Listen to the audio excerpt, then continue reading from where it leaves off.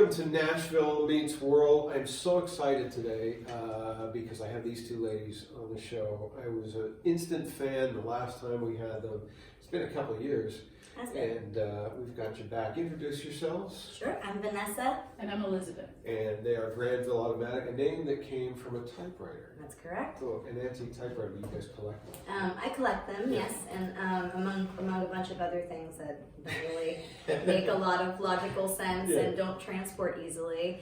So yeah, typewriters have been a long time passion of mine, and I just think they're so cool. I mean, the mechanism and the history and the amount of stories and words that are sort of encompassed inside every single one of them. So that's really neat. I like it. We were just talking off camera because as we record this, the tornado was hit 2 days ago here in Nashville.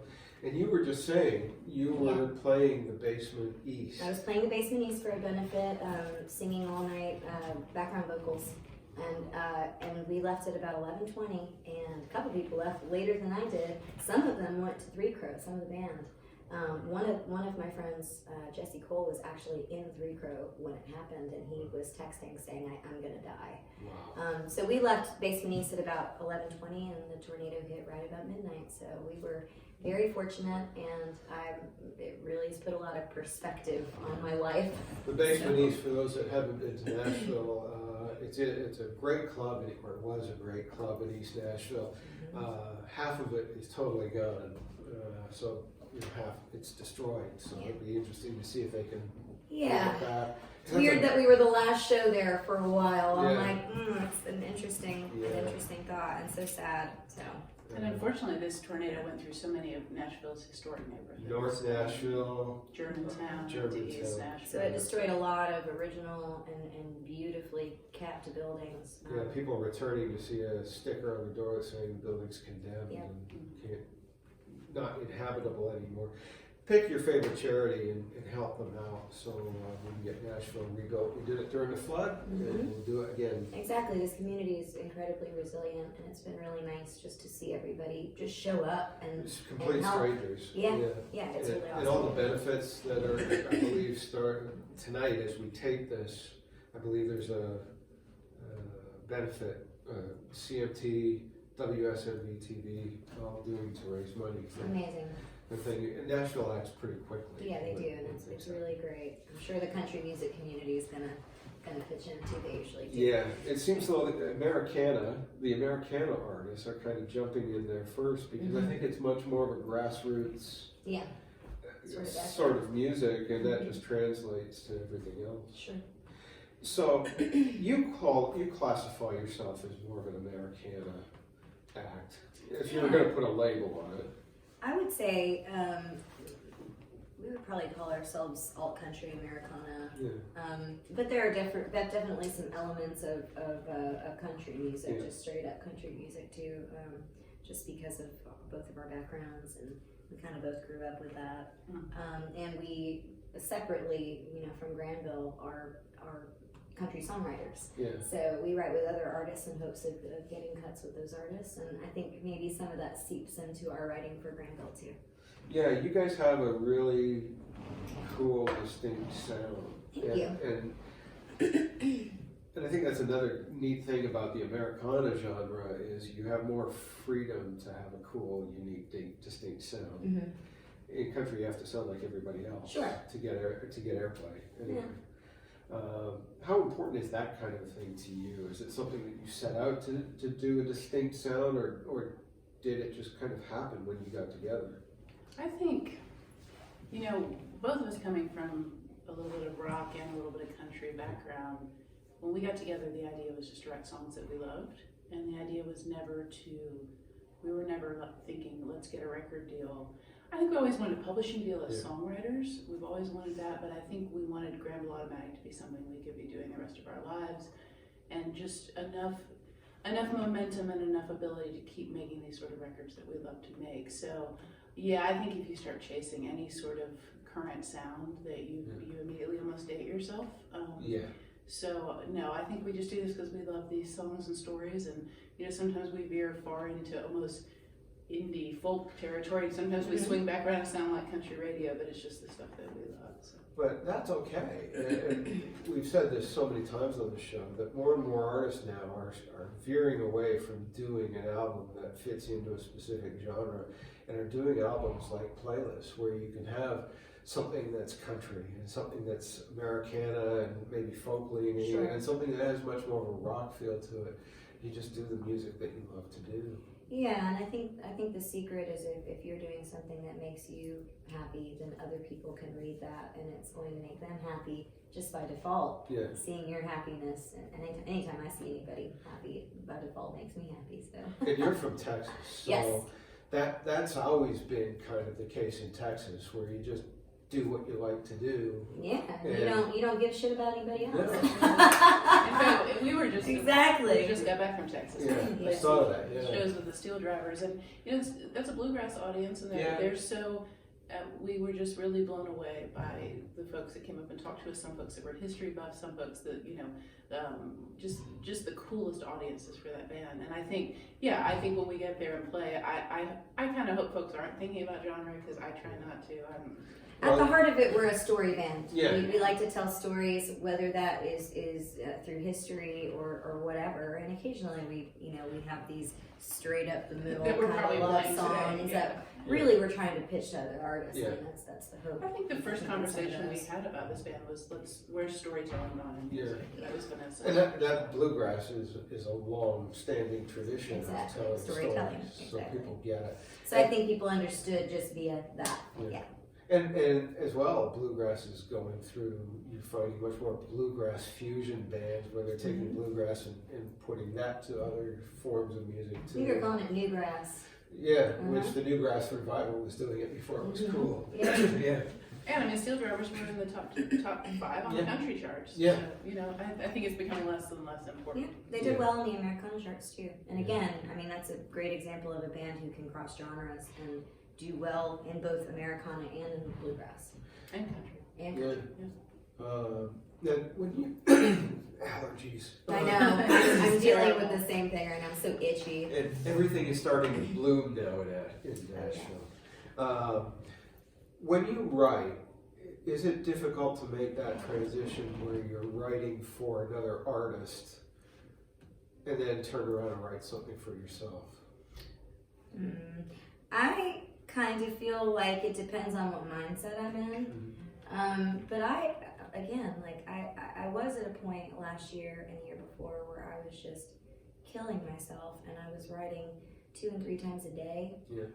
And I started getting really burned out, and I really found that kind of tapering my schedule down a little bit and scaling back and really focusing on my projects, my personal projects, and also focusing on the rights that I really want to take and am excited about has made me a better writer, and just putting myself in situations where I know I'm going to do well and I'm going to succeed, and situations that make me happy has really, I feel like, made me a better writer in the last year or so. To me, I dangerously separate the two things. The stuff I write for personal projects, in particular for Granville Automatic, the stuff we write for this band. And Vanessa and I rarely write together for Granville. We finish each other's ideas, put parts in each other's songs. Otherwise we kill each other. We would kill each other. But I write that from a place that I almost don't care if the line doesn't make sense to anyone. I don't care if the melody isn't like something so-and-so could sing or whatever. It's just written for the love of writing a story song. And when I go in to write for country artists, I think much more about the commercial craft of it. And I think some people would say this is very dangerous separation. I've had that discussion with a lot of people. I bring on them both together. sides. She brings them together. I keep them very separate.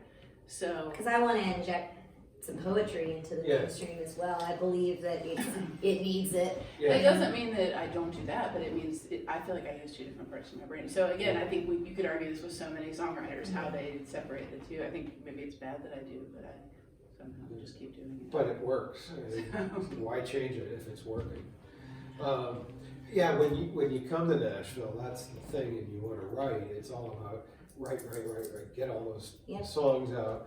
You get a little bit of age and mileage as a writer, then you can kind of take that perspective and step back and And now I'm going to be a little bit pickier about who I write with, and the songs I want to write. Exactly. Yeah. I mean, I had a great write with this guy named Drake White yesterday. Amazing Great writer.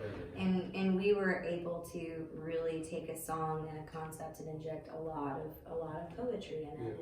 And he really enjoyed it in personal experience, while also still trying to make sure it was radio friendly, mainstream friendly, whatever you want to call it. The thing I like too is with so many people coming in from different parts of the country. Now, we had Kurt Chambers on the show, who's won a Grammy with Dr. Dre and Amazing. and Eminem, and he'll sometimes go into a co-write with a completely finished track, and he said it kind of freaks people out. That's a real LA thing to do, but he's brought it here and he's doing it here, and he says that, you know, once people get over that kind of initial surprise of doing it that way, Right. It works well. Top line. Yeah, hook us up. I love top Yeah. lining. Yeah. She's insanely great at I didn't know the writing. term. Yeah, no, I Top get it. line. Yeah. Yeah, it's top lining is a very different brain process for Yeah. sure. And you go into like a weird, what I call Vanessa's idiot savant mode. She's already mad at me. So sweet. Look. But But that's a she good does. thing. She just goes into writing these insane melodies over tracks that are ready when a producer has them. And so I just like to hang on for the ride when that happens. Well, I used to write jingles. I used to draw. Oh, that's awesome. I used to draw a lot of classical music because you get a lot of times where a client says, "Oh, I want to get into people's heads really quick," and they're thinking about leasing a track from an artist. And I said, "Well, that doesn't last forever, and somebody else can lease it too, and then you've lost that identity." So I would go back to classical music and top line that. I already had the melody, and it's just rewriting lyrics to fit the melody. I think Jackson Brown did that a good Yeah. bit. And Lady Gaga too. I did- Talent borrows, genius steals. Oscar Wilde. Yeah. Cool. You want to do a song for us? So Sure. people get a little taste of Granville?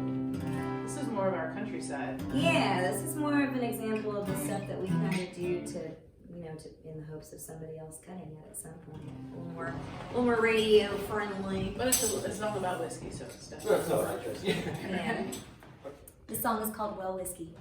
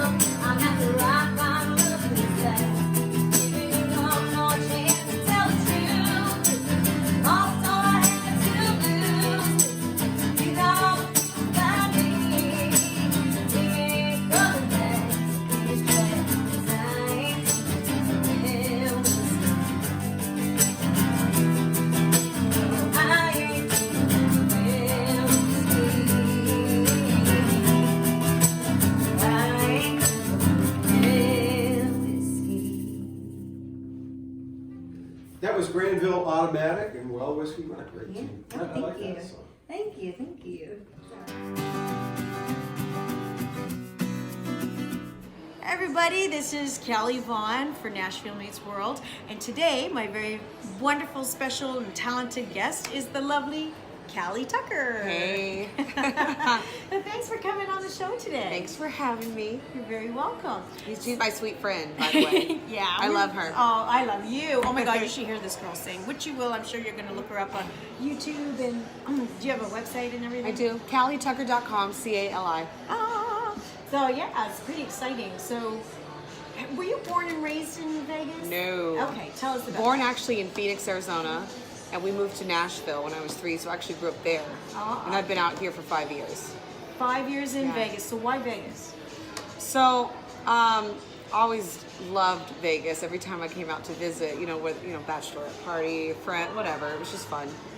And I was on The Voice season 6, and I did that whole thing, and that was great. And then afterwards, I was like, I was so burnt out from Nashville. Like I had done the circuit, I, kind of just spent my wheels spinning for so long. I just was like over it. And then my battle partner, who was on The Voice with me, we became best friends.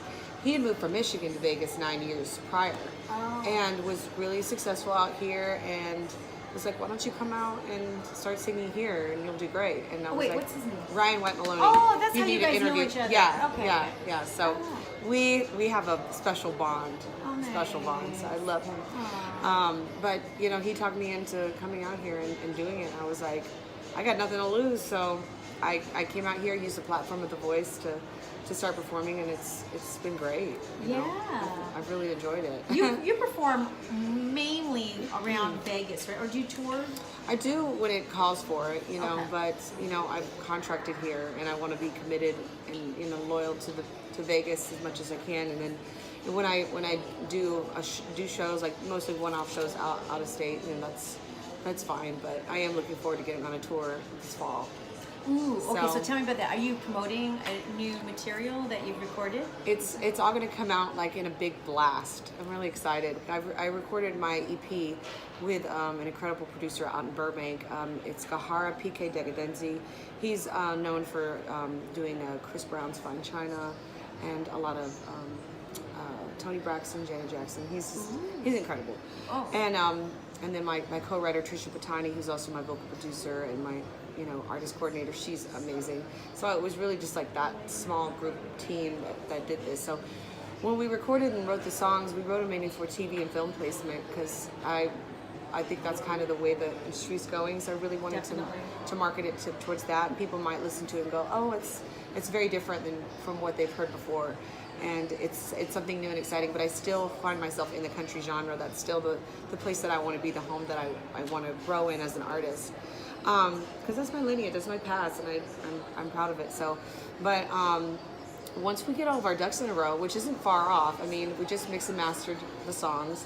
Now it's just getting the marketing material, like pictures and album artwork and music videos and all that stuff done. Then we are looking for to jump on a tour, opening for, Casey Musgraves would be like my ideal person to that would open be for. cool.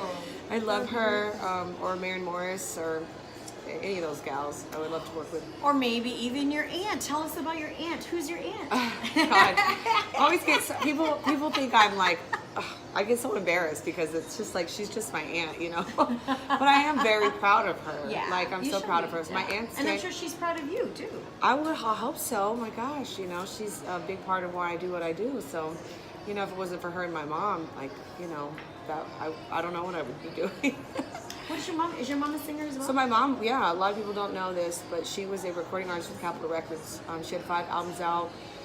She had a song that went to #3. She was doing really well in her career, and things kind of shifted for her in her life, and she kind of got out of it and then tried to get back in. It was a good whole thing. So I honestly, at the end of the day, she didn't really get the support that she needed. I think that's really important for an artist, is getting the support that you need. Absolutely. And I know.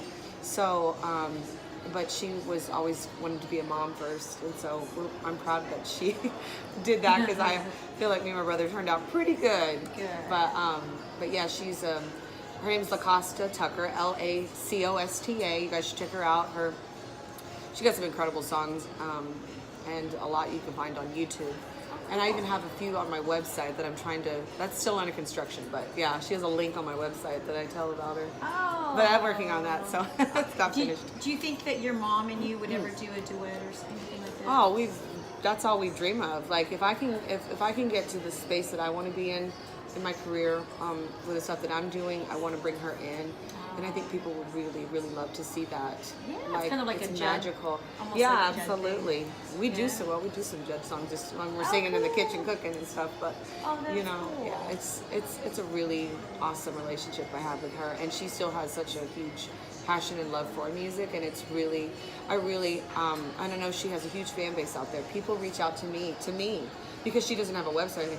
They reach out to me almost weekly and write like messages, and I send them to her and I'm like, you are still loved. Aw. They write her letters that she gets through the fan club. It's just amazing how people still remember her and appreciate her. So I want to capitalize on that. Aww, in a good way. That's amazing. Yeah. And I don't think we did mention, but Callie's aunt is Tanya Tucker. Is it Tanya? It's or Tanya. Tanya. It's Tucker. Tanya. Tanya Tucker.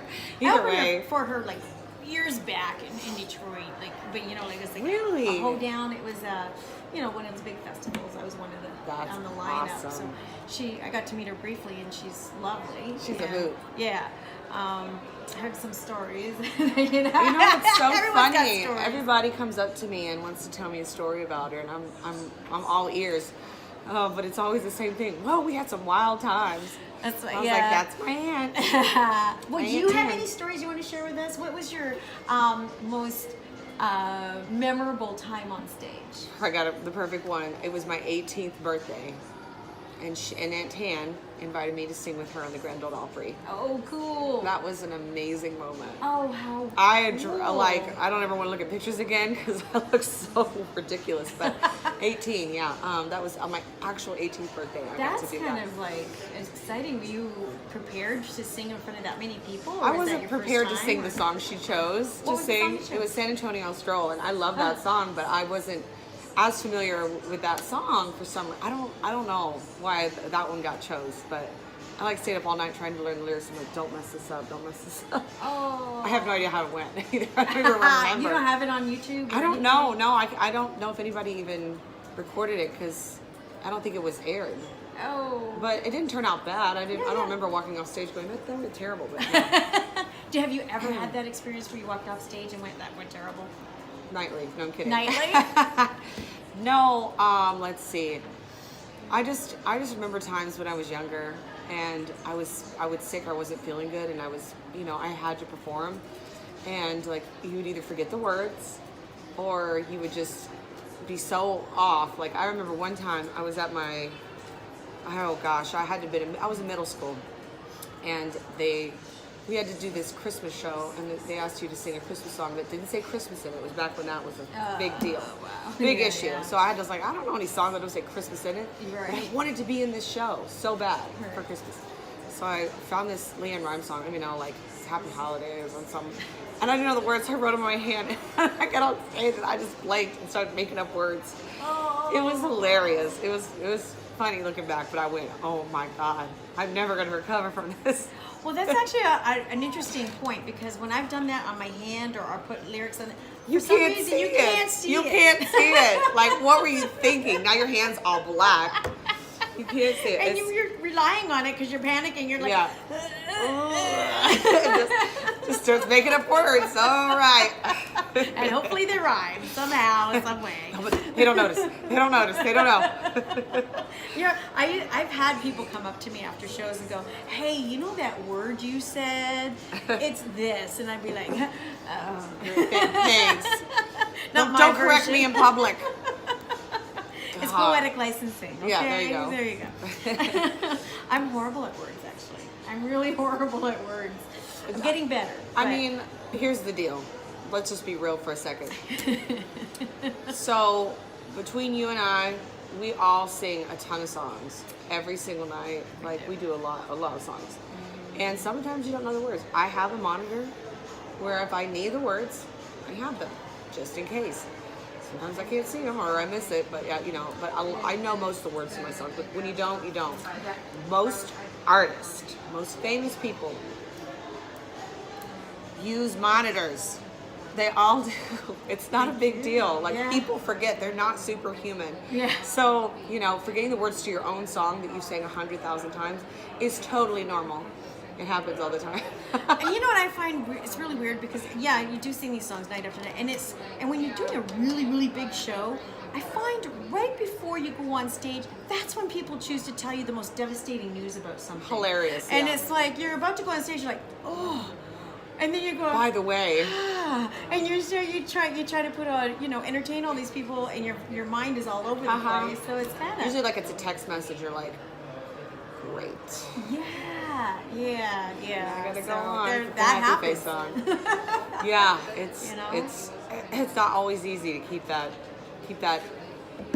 bubbly spark going. But it's sometimes. part of our job is to entertain the people. So Yeah. don't get mad if we're reading words, okay? Because that's not part of our job. Part of our job our job is to make you feel like you were entertained. And if we miss the word, just know it's a special moment. Yeah. It's a special moment we get to share together. I don't take myself so seriously anymore. I just don't with that. Well, you can't. You No. can't. There's just too much going on. And, No, just, And I think the key is the more fun you have, the longer you will survive in this career. Mhm. If you don't take it so, personally or anything, like, you have to develop a really thick skin for a lot of things. But having fun, I think, is definitely the key. But I think when you have a bad night, like I know for me, like I have a routine when I go home after a show. I have to take a shower. I have the cleanest body on the planet. I swear to God. I'm always, because you have to kind of wash away what might have been bad about that show. I love that. And it's a Imagery. mental thing. I just wash it away. So it's a ritual. I don't even call it a routine. It is a ritual for me. I like I have that. to take a shower, bath, and just wash the night away. Good or bad, just start new because tomorrow's another day. Tomorrow's another show. I love it. I love that a lot. Where can we see you in town, Callie? So you can always go to my website, CaliTucker.com, CALI, and click dates, and I always have them listed there, at least a month or two in advance about where I'm going to be. But as of now, I'm Monday, Friday, Saturday at Hank's Steakhouse at So good there. Green Valley Ranch Casino in Henderson. And she sounds amazing. Thank you. I love it. It's so fun there. I've been there for 4 years. It's great. Yeah, They're just great that's people. It's like family. Tuesday nights, I'm at Roxy's Lounge at Samstown Casino. And what else am I at? And then then the Wednesday, Thursday, and Sunday, I rotate from different places. It's always somewhere new. A corporate event, a private party, out of town. It could be in town. I don't know. So every week it's different. So That's yeah. awesome. Well, thank you for joining us today, Callie. This Thank is Callie you. Tucker. I'm Callie Vaughn for Nashville Meets World. Now back to you. All right. You're just sitting at the bar and seeing the sign that says "Well Whiskey" and write the song. It was actually, we wrote it with our friend Adam James, and it was his title, and we were like, we have to write that. Let's write that. And it's one of those songs that we're like, why hasn't it been cut yet? What's going on? It's So, fun. And it's got a title too that you think, why hasn't anybody? It is definitely one of those you think, yeah, that one seemed like it was out there in the air, ready to Josh go. Abbott Band has one called Dallas Love, and Yeah. to me that was just like, well, why hasn't anybody ever thought of that before? That's how we felt with you can go tell them about Texas. I think we played for you last time, and I Yeah. thought someone definitely wrote that. Yeah. No one has. This No is one wrote great. it, yeah. It's amazing, and some of them are just so obvious. It's like, really? Nobody's ever. They're all out there somewhere, Yeah. ready to be. They're all floating around, and it's your jobs to pick them out of it. Yeah. And they'll go to somebody else if you don't. I think. Yeah. So. That's true. Has that ever happened to you as writers or as Granville Automatic, where you've had something that you're working on and then somebody beats you to the punch with something similar to it? Man, I'm always afraid to talk about things because I'm like, well, what if I say it and then somebody else writes it? Oh, well, I mean, if we're thinking of the same one, I think that's okay. Not this one maybe, but yes, recently we wrote a song in the last 9 months, and immediately turned it into our publishers. Everyone, they freaked out. It was immediately sent to like Luke Bryan. Everyone loved it. Yeah, that's what I'm talking It was about. called God's Country, Yeah. and about 2 weeks later, Blake Shelton came Yeah, out. and then he came around And now with God's the hooks Country. were different. Very different But we were like, ideas "You're and kidding me." approaches. Yeah. That's a little more of a common potential Yeah. title, but again, the hooks were different. But yeah, I think it happens all the Yeah. time. Oh, And it's yeah. hard not to go, immediately you kind of brace up, like, how did they hear it? Did they? Yeah. But usually it's just a bunch of creative minds working hard, and the same things are out there. So. You And you know- can't, for those out there, you can't copyright a song title. You could have 100 songs with the same title. Oh yeah, and you know it's interesting because I mean throughout history there have been so many different. I've seen so many different occasions. Like I remember Jake Owen and Katy Perry had a song by the same title in different genres Yeah. that went #1 at the same time. Yeah. Yeah, so it's a title to me. You can write a song so many different ways, and it's a completely different song. Yeah. A title is always going to throw off a publisher or an artist if it's been something recent. They might go, oh, but if they hear it and they think it's fantastic, then they're not going to care. A good song is a good A song. good song is a good song, exactly. Yeah, I think there's the joke on Music City memes about beer pressure, that we've Yeah. all written beer pressure, but then you see a title like Over Drinking, which I think we've all written Over Drinking, that becomes a big single for Little Big Town. So I think it's how well you write it, your creativity in writing it. And partially the name who's cutting it. Absolutely. Mhm. Yeah, and it's so funny because on the pitch sheets, labels are always like, no drinking songs, we don't want any of those. And then the next song that, whoever puts out is always inevitably a Always song about about beer Yeah. or whiskey or I don't think they've put out the memo saying no more songs about bare feet on the dash and pickup trucks yet, because that's Should still be no more running. love songs. Then Granville Automatic could be in business. But Yeah. Just history songs. That's what they all want. Is history a big part of your identity as a duo? I Because think you're both into it. I mean, you're wearing an I Like Ike button. I am. I am wearing that. Nothing says history like Ike Eisenhower. And I will say Vanessa got me one of my favorite Yeah, gifts of all where is time. that? Vanessa got me a Teddy Roosevelt I'm like, McKinley where's my button? but I'm afraid to lose it. This is just a copy from Yeah. the Ike Eisenhower library, but Yeah. yours is a real one. It's a real. So I'm a little afraid to wear it around. But again, back when the band started, the very first night we wrote a first song, it was about story songs. And I think at heart, these are story songs. I think giving it the name history it's easy, but also history is basically just telling an old story from your family. Like the song we're going to play for you next, which will be up on our next record, is from the mid 1960s. And I think people think, yes, it's history, and these are concept records about places and time and cities, and but I do think at heart they're story songs. They are. But they are, the line between stories and history is And small. the band, like she said, it started off as a storytelling band, and then one day I was like, you love history. She was a history minor. I have never been like super history buff. It's never been my thing, but I do appreciate good stories, and I enjoy researching, a good story and figuring out sort of the bones of where it came from You and what say happened. that about yourself, but since you already gave me a dirty look, I'm gonna push you a little bit. You are a person that if there is an old house, you want to live in it. Yeah, if that's there true. is an old thing, you want to own it. If your attraction to history naturally is to old perhaps things. I even love stronger old than things. mine in some ways. I dig into like, I'm gonna read this history book. Yeah. Where Vanessa's just drawn to places and things that have those Yeah, stories. that's probably pretty true. So yeah, eventually I just said, why don't we turn your love of history into something that we can, make an interesting story about this band and where it came from. And what it's helped as songwriters is we have to get into the heads of people going through an experience we didn't have. Right. And I think, this new record we did some really different and riskier choices maybe. We wrote from the perspective of a Native American on the Trail of Tears, which was an interesting choice. Yeah. We wrote Yeah. from the perspective of the city's first African American business owner, a woman who had an ice cream shop. We wrote from the point of view of someone in an old folks home where everyone's going crazy around them. So I think we took bigger risks this time to try to get Yeah, into we that. really did. We were a little more fearless this time than we typically would be. Yeah.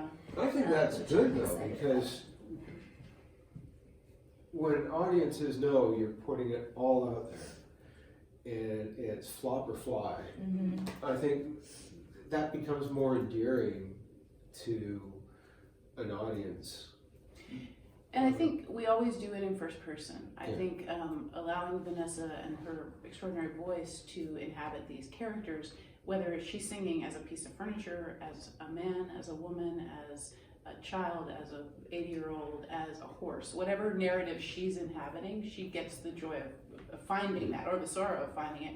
But I think always keeping it in the first person also keeps it from feeling like very history-like, and it's a little bit more of a modern approach to it, I think. Yeah. But yeah, we did this time. The stories were a little bit riskier, I think. Well, and it sort of the idea to do this next album came from, we got a book deal last March. Had been working on that book. It's going to be Hey, you out. finished your part. I Good job. Good job. did. It's going to be out in August, which we're really excited about through the History Press. And this album that we're talking about is a few of the songs are stories from that book. Oh, nice. To sort of go in conjunction, go hand in hand with the book, so people can go to the book, scan the what code? What's the code? QR. Well, actually, believe it or not, the Amazon pre-order for the book will be up shortly. It's Oh, that's great. called The Hidden History of Music Row. But yeah, there'll be a QR code in the book where you can link to our website and hear the album down the line. Oh, that's great. But yeah, these are life took a strange twist after our last record when a publisher approached us to write a book, and we had never written a book before. No.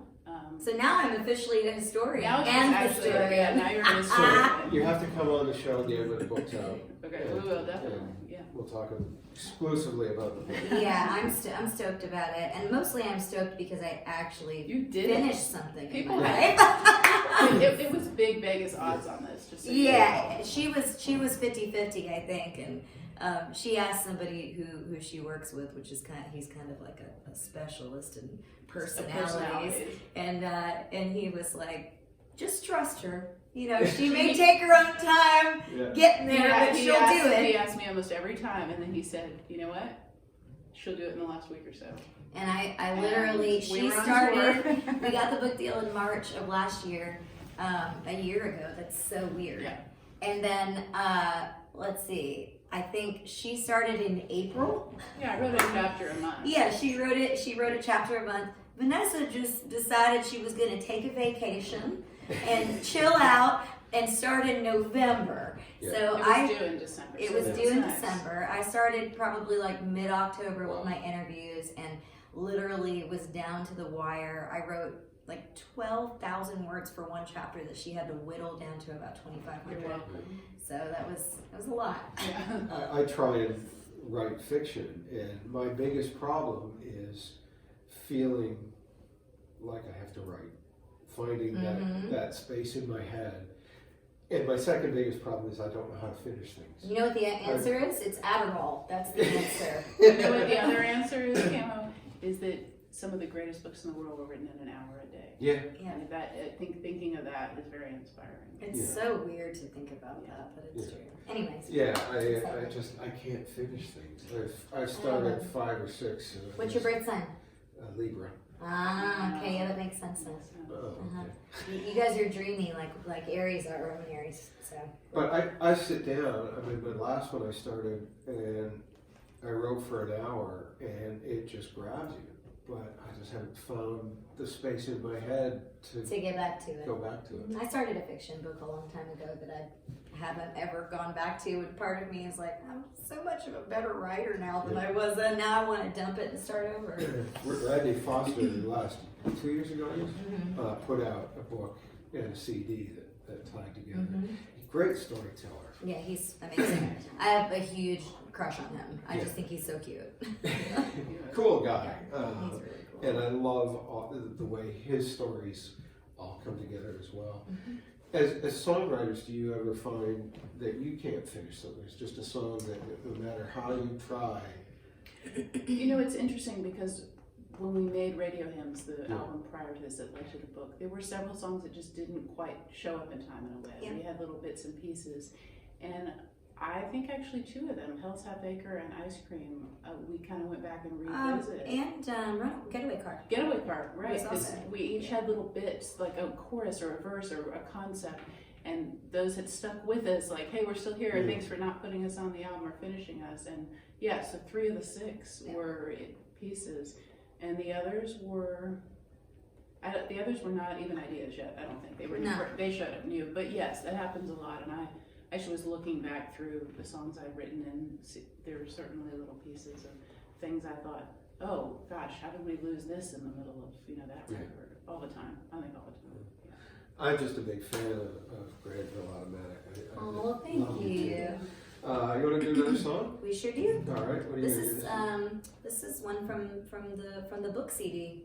Yeah. So the CD. Who am I? Yeah. 80. I'm a grandma. This is the cassette, but that's cool now apparently. Yes, so the book, The Hidden History of Music Row, will be out in August, and this EP, which is called Tiny Televisions, will be out at the same time. And this is a story we found researching the book. It is the story of the Little Sisters Home for the Poor building on 17th Avenue on Music Row, which became Sony Music and then BMG, and now it's owned by Vanderbilt. But when the developers went in there to begin to make it Sony Music, it had become a retirement home. And there's a beautiful chapel. And the guy that we talked to walked in the chapel, and he saw lots of folks in their 80s and 90s sitting on the floor of this chapel watching tiny televisions. And he said the conditions were really bad, and it was like one flew over the cuckoo's nest in there. But when he said tiny televisions, it really triggered something for us. And that chapel went on to be where Sony Music held all its #1 parties. People used to commit suicide from the 4th floor. Yeah. Really? So we wrote from the perspective of someone in the mid-60s who was watching all of his friends around him stare at tiny television. Cool. 1, 2, 3, 4.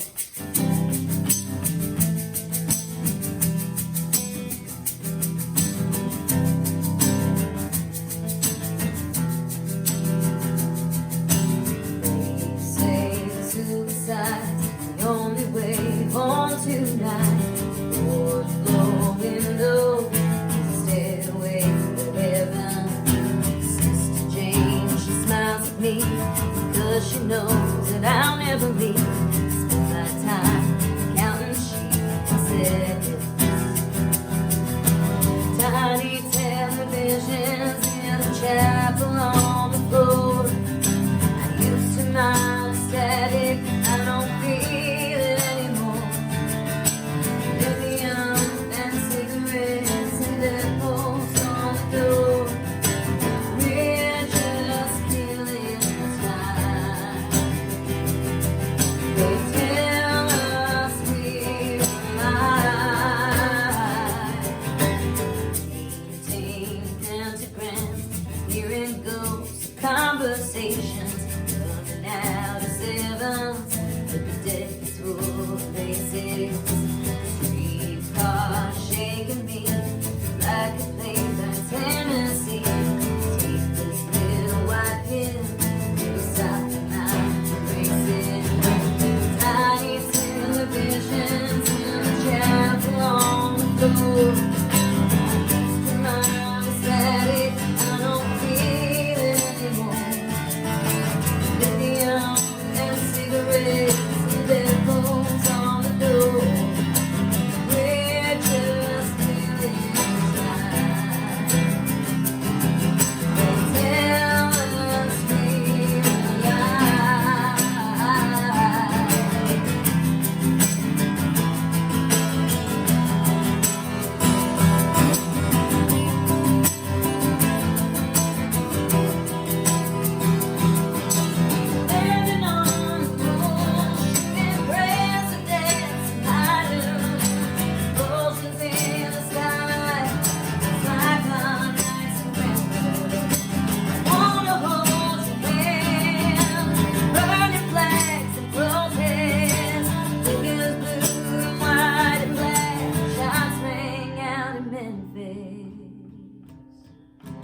Tiny televisions in the chapel on the floor.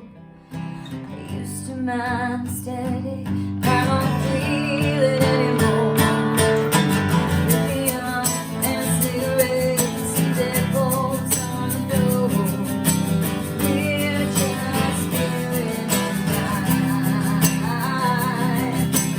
Tell us we're alive.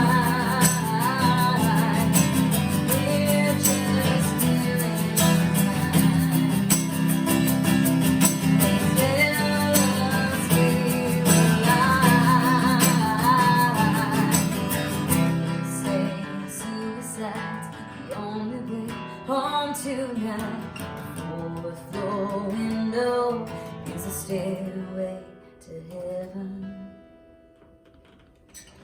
I love that song. It's, Oh, it's thank really you. dark. Yeah, it's real dark. I The love cover it. is pretty dark. It's got some dark moments on it. Yeah, Yeah. just neat. There's so many cool lines in there. Oh, thank you. About static and lithium. That's just so I cool. think it's like 5 out of 6 dark songs, and then Getaway Car, which is about outlaw country, is, Yeah. is like a rollicking, fun tempo.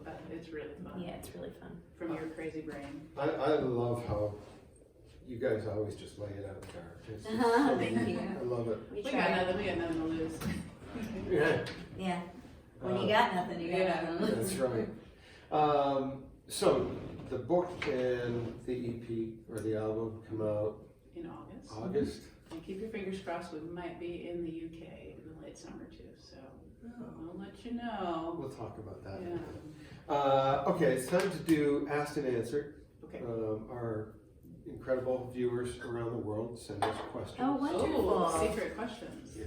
So sometimes they're really good.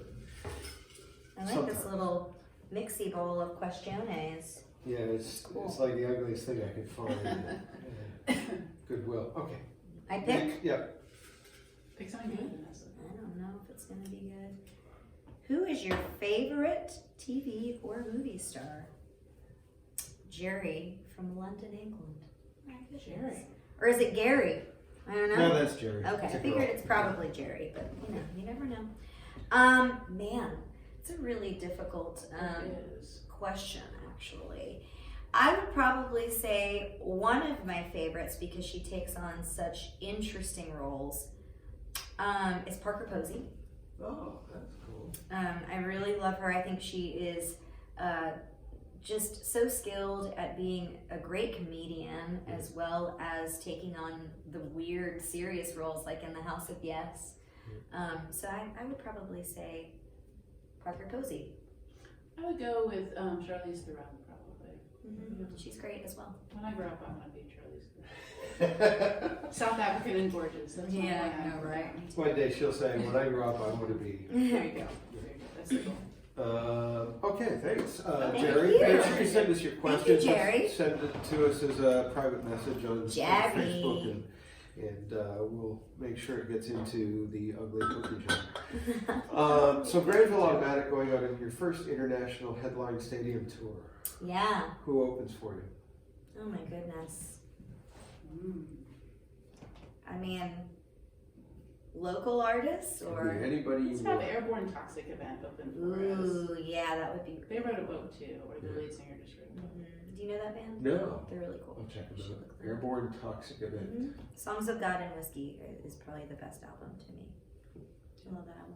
That'd be Morrissey can open for us, but then it would be a mess. It'll be a big old mess. And then Elizabeth would try to have his babies. So Thanks for being on the show. Thank Thank you. you for having Thank you for having us. And you're welcome back anytime you want. Well, we'd love to come back when the book is out Yeah, and talk all that'd about be the great. book. Sounds good. Thanks for watching today. Granville Automatic. Go check them out. Facebook, socials. Yeah. Yes. All just. GranvilleAutomatic.com leads you everywhere. Okay. Go there. And dig these Go guys. there. They're one of my favorites. Aw, thanks, Or is dude. it two of my favorites? Both of you are my favorites. The entity. Yes. Thanks for watching Nashville Meets World today. We'll see you next time. Check out Granville. Thank you. Yeah, I guess I'm going to Nashville, Tennessee, where the music sounds like home.